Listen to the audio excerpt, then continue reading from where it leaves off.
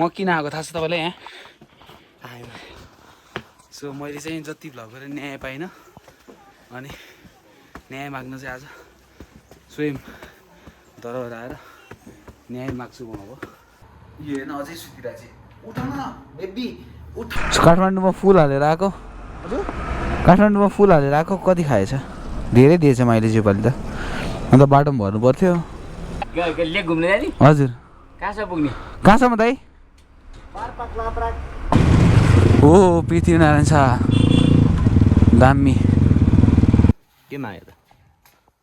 राम्रो भयो मागेको इच्छा पुरा हुन्छ नि मागेको इच्छा पुरा हुन्छ भन्ने लागिरहेको छ त्यसको लागि चाहिँ तपाईँहरूले चाहिँ सक्दो सेयर गर्नुपर्ने छ हस्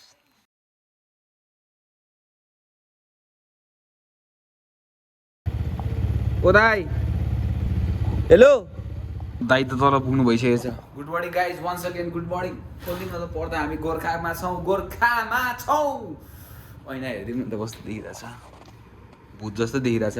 सो हामी अहिले गोर्खामा छौँ हिजो राति आइपुगेको 11:30 बजे आज हामी जाने बारपाक लारपाक कता कता हुन्छ होइन त्यही होला मैले करेक्टै प्रनाउन्स गरेँ होला सो रेडी भइसकेँ यो हेर्न अझै सुतिरहेको चाहिँ उठाउन बेबी उठाउन बेबी भनेको त ल मेरो बेबी यस्तो रहेछ मेरो बेबी अय्या सुट्यो सो यही हो गाइस अब हामी लाग्छौँ यहाँबाट हल्का एडिट गरेँ भ्लग एउटा गोप्रोको एउटा ब्याट्री चार्ज गर्न बाँकी छ चिया खाएँ आफै पकाएर यहाँनिर सो त्यही हो अब रेडी हुन्छु रेडी भएर भेटौँ है त सो यस रेडी भइसक्यौँ तलदेखि माथिसम्म टाउकोदेखि खुट्टासम्म खुट्टादेखि टाउकोसम्म बाइक पनि त्यहाँ रेडी छ सो तल गएर भेटौँ दाइ तल कुरिरहनु भएको छ केही त छुटेको छैन नि by by so here is our bike guys here is our bike तेल त अझै यत्रो रहेछ यार कता माइलेज दियो त काठमाडौँमा फुल हानेको गोर्खा आइसक्यो अझै कुट्छ यार 10 बजे नै बवाल हुस्सु लाग्दो रहेछ यार यहाँ त गोर्खा बजार कस्तो हुस्सु हो मा केही देख्दैन त हिजो राति नै यस्तैमा आएको नि त हामी यहाँको चाहिँ बाटोमा त्यो ल्याम्प लाइटहरू चाहिँ राम्रो लाग्ने क्या मलाई बिलो भाइको वर्कसप छ भन्थ्यो श्रेष्ठ पेट्रोल पम्पको साइडमा भन्थ्यो खोज्दैछु म काठमाडौँमा फुल हालेर आएको काठमाडौँमा फुल हालेर आएको कति खाएछ धेरै दिएछ मैले योपालि त अन्त बाटोमा भर्नु पर्थ्यो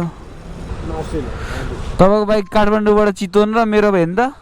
मेरोमा 900 को मात्रै खायो तपाईँको 1000 त चितवनमै भरेको हामीले आमा कस्तो सेम बाइक भयो भने कस्तो माइलेज नदिए तपाईँको दाइको त डेन्जर खायो त तेल 300cc बिग बोर हो नि त हाम्रो स्टक हो हजुर नमस्ते अङ्कल सन्चै हुन्छ भाइ त काठमाडौँ पुगेर रहेछ है त्यही त ए यही चेन त हो अरू के गर्नु छैन हिजो आएको अब जाने अझै कता कता हो लेक घुम्ने जाने हजुर कहाँसम्म पुग्ने कहाँसम्म दाइ तलबाट जान्छ यता माथिबाट माथि माथि पुग्छ तत्त्वले पुग्छ कहाँबाट खुलेर नि so guys chain Sen tight गऱ्यौँ हामीले यहाँ टक्क फुल तेल हाल्यौँ अब राइड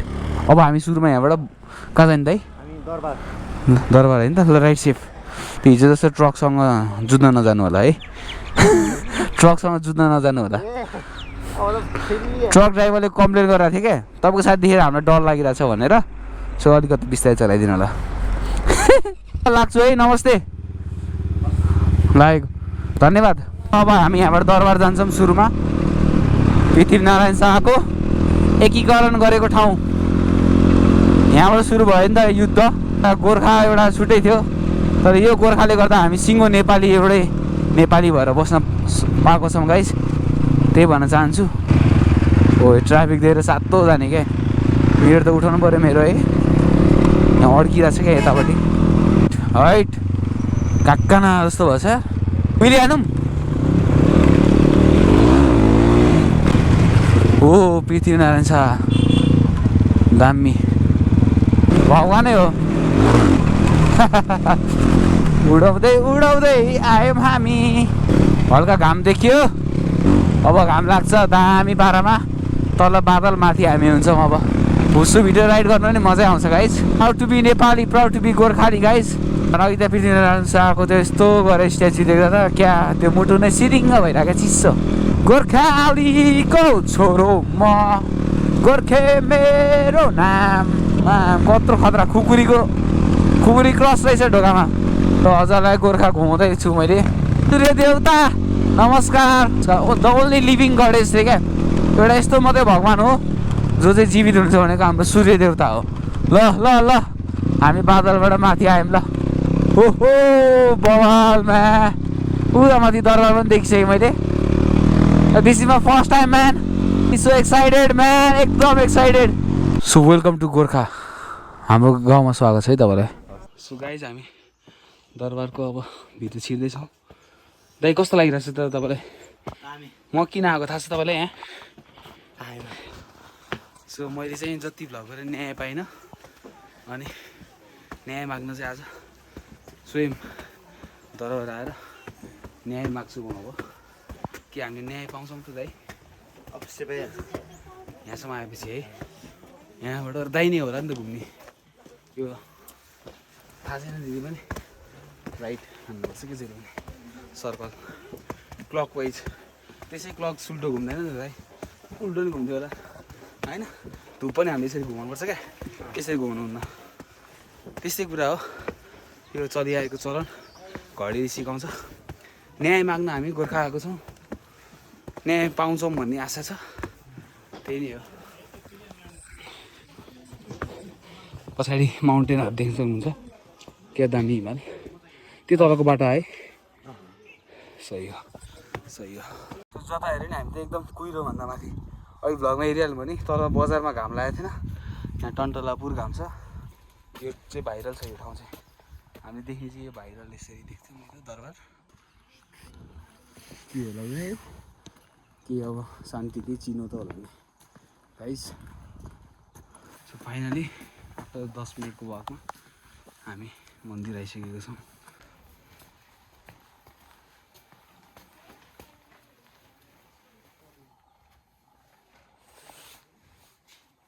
के माग्यो त राम्रो भयो मागेको इच्छा पुरा हुन्छ नि मागेको इच्छा पुरा हुन्छ भन्ने लागिरहेको छ त्यसको लागि चाहिँ तपाईँहरूले चाहिँ सक्दो सेयर गर्नुपर्ने छ हस्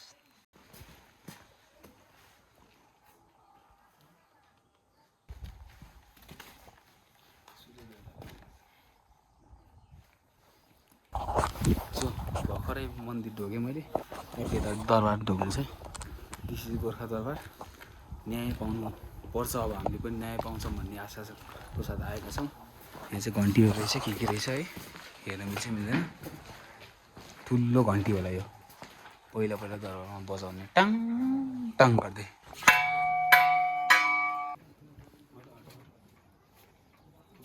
जाउ के गर्दैन क्या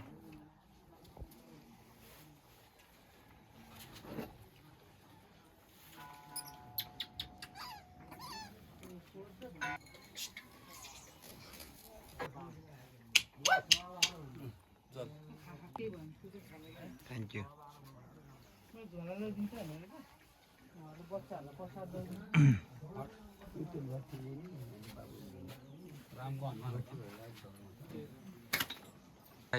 त्यो चाहिँ पृथ्वीराज शाह जन्मेको घर रहेछ है त्यहाँ अघि खिच्न पाइनँ मैले सो अब हामी लाग्यो होइन यहाँबाट